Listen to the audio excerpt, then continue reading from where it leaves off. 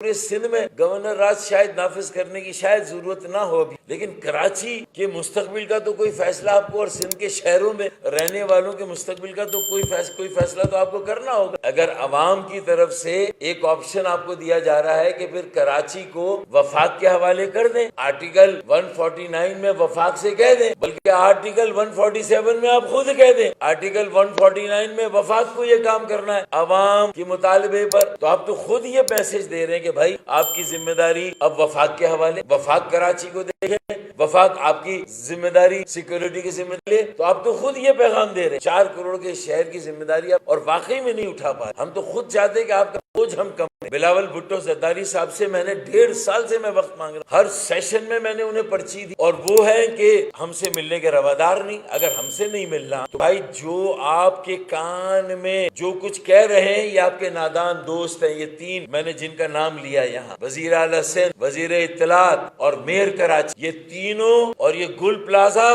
یہ کہیں صوبہ سندھ میں جیسے نیپولین کا واٹر لو ہوا تھا 1815 میں، اس کی 15 سال حکمرانی رہی تھی دنیا پر، تقریباً 18 سال 15 سال، آپ کو بھی 18 سال ہو گئے ہیں بھائی۔